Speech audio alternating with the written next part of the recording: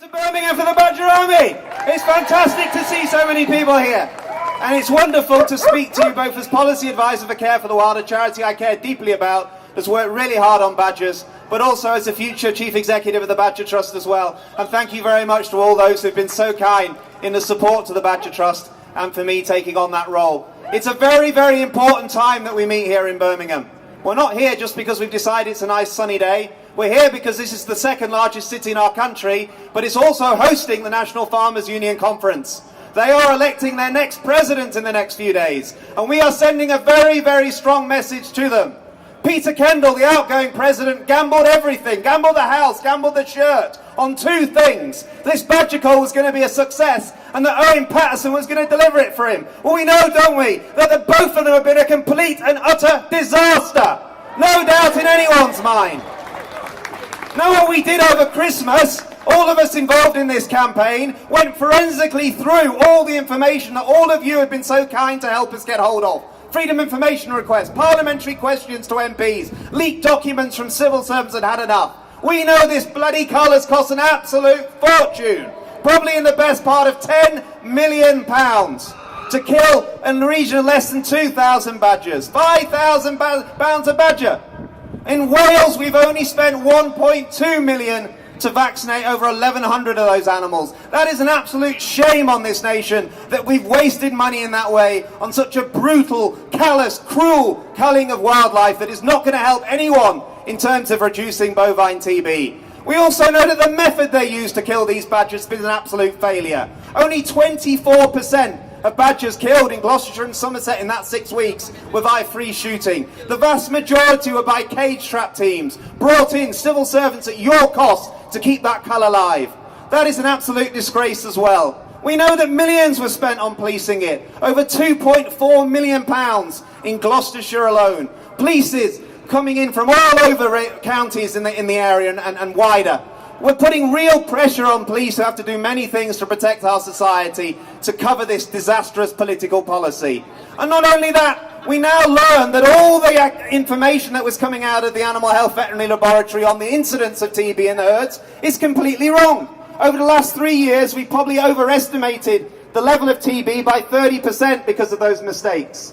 We also know that within the last 12 months alone, nearly 13.5% reduction in the level of TB in our cattle herds because farmers are doing what they should always be doing, tightening down on biosecurity, introducing stricter cattle control movements, and making sure that we have more accurate and timely TB tests. And that is a crucial issue going forward here. We know what the solutions are. They used to laugh at the Welsh Government, Owen Paterson and the NFU. They said they were wasting money vaccinating badgers. We can do it better in England by killing them. But the Welsh have shown that cost effectively you can vaccinate them, and if you get on top of biosecurity as well, you will start to take this disease down. Now all of us have to keep fighting hard on this issue. It's no good people like Owen Paterson telling us these animals are diseased. We know most of the badgers that were killed in Gloucester and Somerset had no disease at all. Maybe 1.5% maximum would have some level of TB. And that's tiny in terms of all the animals that were killed. We also know that in Wales, of all those 1,100 plus badgers vaccinated, none of them showed late stage TB. They were all returned to the wild because they weren't a health risk to their fellow badgers or to cattle. And that was in a so-called TB hotspot. So again and again, we take apart the arguments to justify this cull. It has no scientific justification anymore. It has no economic justification, and it has no animal welfare justification at all. And as Drew and others have quite rightly said, they were out in the fields day in, day out in the rain and the cold, protecting these badgers. And we should give credit to all of them, the individuals, the SABS groups and the direct action groups. Without them, many of these animals would have died. And they were the eyes and ears that the government failed to put into this system because we had no effective monitoring. We know many of these animals were trapped and they were kept overnight in very cold, damp conditions that broke the very rules that DEFRA had put down for licensing agreements on this. We know that many of them were shot in the morning with the wrong type of ammunition at close range with shotguns. Now you can imagine what that's going to do to a badger. And we know that overall many of these animals could have been wounded. 1 or 2 were picked up, but these were wide areas the size of the Isle of Wight. We can be never certain how many of them crawled away to die long, painful deaths because no one was checking on what was happening. Now badgers are an important part of our landscape. They've lived in Britain for nearly 500,000 years. Some of the sets you will find around the UK are over 500 years old. They have protection because they've been exploited, they've been abused, and they've been killed for hundreds of years by agriculture workers, by colliery workers, and now by landowners and farmers. And this debate is more than just about badgers. It's about the very future of our countryside. It's about the value we put on our wildlife. That's what's bringing thousands of people, caring, compassionate people, from this country to cities and towns up and down this land. This is now the biggest wildlife protection movement in Europe. I'm proud to have played a small part in bringing this together. I'm proud of all the other individuals and organisations that make this happen. People like Julie Buxton here today and all her friends who've helped organise this fantastic event. We will keep this pressure up. Journalists say to me, what's it about badgers? I say this is the best of British society. We do care about wildlife. We're compassionate about it. You know, I spent last week talking a lot in Chinese radio and television and working on a high-level summit about protecting elephants and rhinos. I care desperately about that. Yesterday I was campaigning on dolphins outside the Japanese embassy in London, and I care desperately about that. But I also care about badgers, and we can't try and protect animals around the world, as our government says it wants to do, and then actually forget that we're not protecting animals back here in our own country. We need to take our wildlife seriously. And that's why, for example, last week I went on Channel 4 News to say it's no good the Royals shooting on estates in the north like Balmoral and other places where our most endangered birds like golden eagles and hen harriers are being poisoned. You cannot have one rule for one animal and one for another.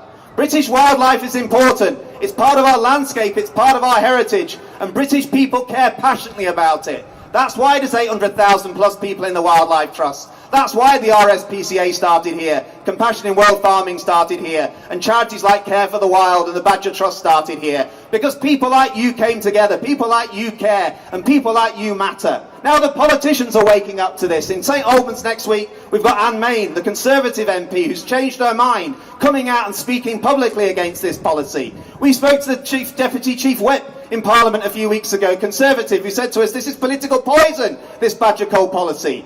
Our Mr Patterson stood at Lord Lucan and no one can see him at the moment. We don't even know if he's going to speak at the NFU conference next week. But we know one thing, his reputation is in the gutter, where this Badger Cull policy lies as well. And his days are numbered. But the question is, whoever replaces him, are we going to go on with this mad, crazy, cruel policy? And I'll say this to the National Farmers Union. I've worked with you in the past at a senior level. Morag Raymond is likely to be the next president elected in a few days. Me and him have worked closely together in the past. I'll put out my hand and say, listen, we'll talk, but only if you stop the killing. Only if you stop the killing. Only if you stop the killing. And when you do that, then we can sit down. And you know what you'll find? You'll find there are thousands and thousands of volunteers in wildlife groups and conservation bodies who will help you day and night. Drew and others who've been out in the cold and the rain, who will go and help vaccinate badgers, will go and monitor sets, will do everything they can to help you get control of this disease. But you have got to stop killing badgers. Stop killing badgers. That's the only thing that is going to get this job done. That cruel attitude that we have to managing so-called wildlife in our countryside has to change. And yes, as other speakers have said, this is about power in the countryside. It's about who takes the decision of life and death over our wildlife. But you know what's changing? Because of social media, because of Twitter, because of Facebook, because of the way you all communicate, we are the new powerful force in protecting wildlife in this country. The media knows that. They can see it. That's why they're here today. That's why it'll be broadcast on the evening news tonight and in the papers tomorrow. That's why the message is getting across to the National Farmers Union and DEFRA. They thought we'd all sit silently by, watch the X Factor and forget they were killing our wildlife. How wrong they are, how proud I am, and how proud all of you should be by coming together. But we must continue to cooperate and work. We know there's always differences between those more involved in the political side and media side and those who are in the field. But then let me say this, we're only going to win this battle by fighting it on all fronts. We're going to fight it in the field, we're going to fight it in the council chambers, we're going to fight it in Westminster, we're going to fight it in the TV studios, and we're going to fight it in the towns and cities around this country. We're going to win this battle. This country's going to be a better place because of it, and we can all hold our heads up high and say in Britain in 2014, we stood up for wildlife and we made this country and we made this world a better place because of it. Thank you very much. Yay! Thank you, Dominic. Just to say, to finish, one thing, if you can do two things over the next few months, please think about joining the